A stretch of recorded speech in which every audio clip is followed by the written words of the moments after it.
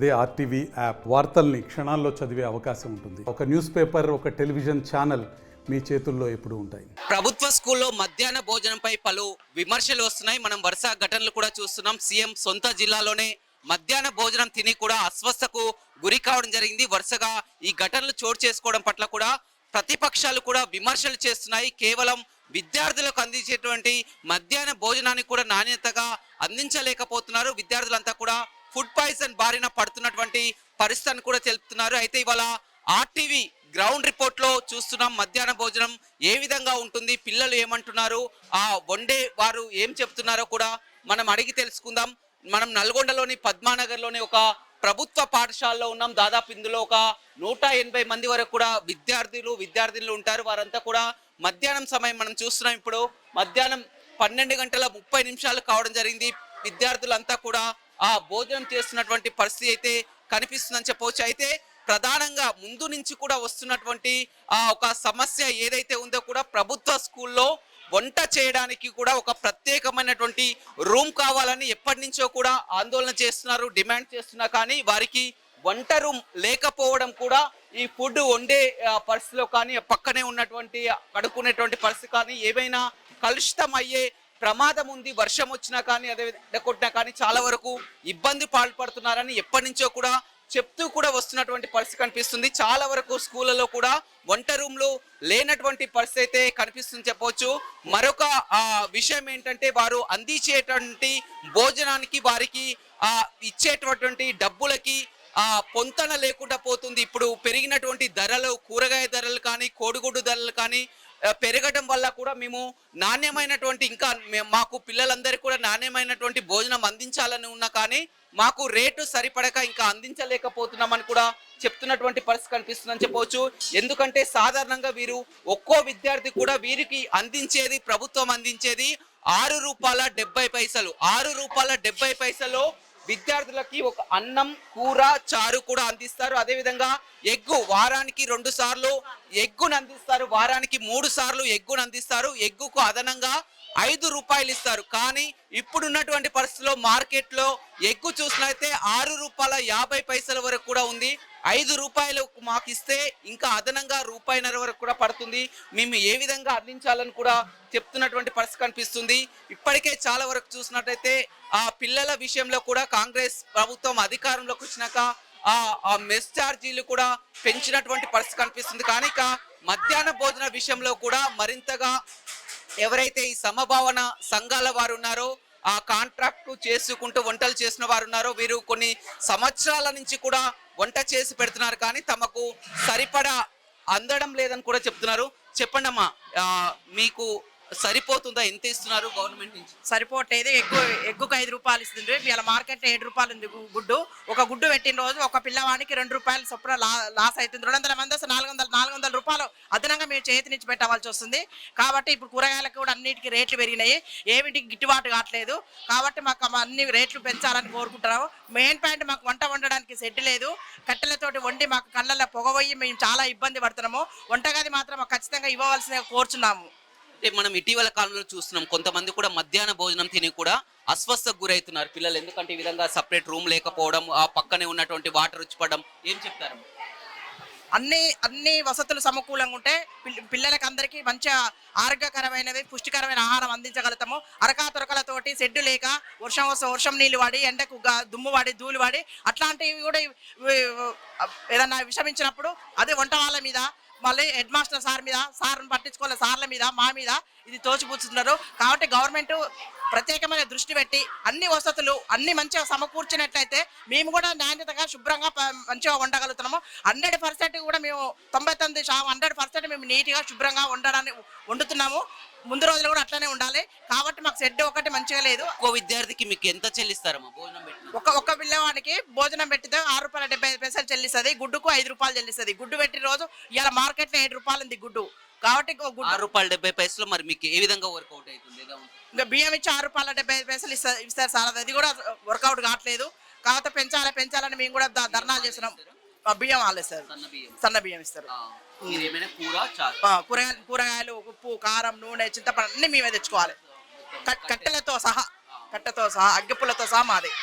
ఈ గతంలో పెంచాలని కూడా మీరు డిమాండ్ చేశారు కదా. గతంలో కూడా మేము డిమాండ్ చేసినాము, కలెక్టరేట్ కాడ ధర్నా చేసినాము, ఎంఈఓ ఆఫీస్లో ధర్నా చేసినాము, డిఓ ఆఫీస్ కాడ కూడా ధర్నా చేసినాము. కానీ అట్లాంటి దానికి ఏమీ ఫలితం లేదు.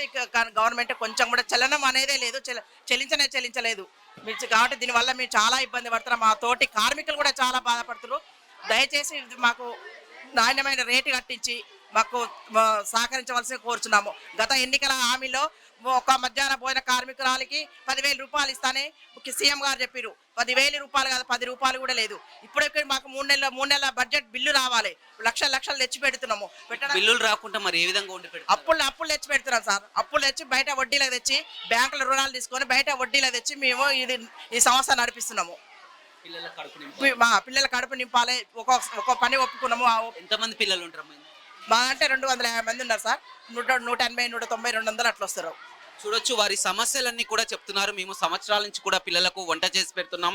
ఇంట్లో ఏ విధంగా వంట చేస్తామో అదే విధంగా అందిస్తున్నాం. కానీ ఇప్పుడున్నటువంటి మార్కెట్ రేట్ ప్రకారం వారికి గుడ్డుకు చెల్లించేది వారు 5 రూపాయలు, కానీ మార్కెట్లో 6 రూపాయల 50 పైసల వరకు కూడా ఉంది. అదేవిధంగా కూరగాయ ధరలు కూడా పెరగడం జరిగింది. వారిచ్చే 6 రూపాయల 70 పైసల్లో కూడా మేము వంట అందించలేకపోతున్నాం అని చెప్తున్నారు. అదేవిధంగా ఏదైతే రూమ్ ఉందో సపరేట్ రూమ్ కావాలనుకుంటాం. ఎక్కువగా కూడా మనకు ఫుడ్ పాయిజన్ కావడానికి కూడా మనం చూస్తున్నాం. ఎందుకంటే ఇటీవల అస్వస్థకు గురి కావడానికి కూడా ఒక రూమ్ అనేది సపరేట్ గా ఉంటే ఈ విధమైనటువంటి పరిస్థితి కాదు. ఎందుకంటే విద్యార్థులు అక్కడ కడగడం, అదేవిధంగా అక్కడే ఉన్నటువంటి గిడ్డలు కావడంతో చాలా వరకు ఇబ్బందులు పడుతున్నారు. ఇప్పుడు ఉన్నటువంటి పరిస్థితుల్లో మహబూబ్ నగర్ ఘటన కానీ కొన్ని స్కూల్లో ఘటన చూసినట్లయితే కలుషిత నీరు, అదేవిధంగా పరిశుభ్రత లేకపోవడం పట్ల కూడా చాలా వరకు విద్యార్థులు ఫుడ్ పాయిజన్ బారిన పడుతున్నటువంటి పరిస్థితి అయితే కనపడుతుందని చెప్పవచ్చు. ఒకసారి స్టూడెంట్స్ తో కూడా మాట్లాడించే ప్రయత్నం చేద్దాం. ఏ విధంగా ఉందో తెలుసుకునే ప్రయత్నం చేద్దాం. చూడొచ్చు, విద్యార్థులంతా కూడా ఇక్కడికి వచ్చి తింటున్నటువంటి పరిస్థితి కనిపిస్తుంది. ఏమేం పెట్టారు? ఏం కూర ఇవ్వాలి? ఏమేమి పెట్టారు? కూర, అన్నం, గుడ్డు, చారు. సోమవారం, బుధవారం, శుక్రవారం. ఎట్లా ఉంది అన్నం? ఎట్లా ఉంటుంది? అన్నం మంచిగా ఉంటుంది.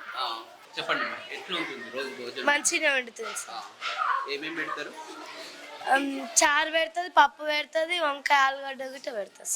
చూడొచ్చు, పిల్లలంతా కూడా చాలా వరకు ఆ మధ్యాహ్న భోజనం అక్కడ పెట్టుకొని కూడా క్లాస్ రూమ్ లో వచ్చి తింటున్నటువంటి పరిస్థితి కనిపిస్తుంది. వారంలో 3 సార్లు ఎగ్గిస్తారు అని చెప్తున్నారు. అదేవిధంగా అన్ని బాగానే ఉన్నాయి. కానీ ఇప్పుడున్నటువంటి పరిస్థితిలో కూడా ఎవరైతే ఉన్నారో 6 రూపాయల 70 పైసలు తమకు గిట్టుబాటు అవ్వడం లేదు. అదేవిధంగా కోడిగుడ్డు ధరలు కూడా పెరిగాయి కాబట్టి ఖచ్చితంగా పెంచాలని చెప్తున్నారు. అదేవిధంగా మాకు నెల బిల్లులు కూడా అందలేకపోతున్నాయి. 3 నెలల నుంచి కూడా బిల్లు రాకుండా ఉంది అన్నటువంటి పరిస్థితి అయితే నెలకొందని చెప్పవచ్చు.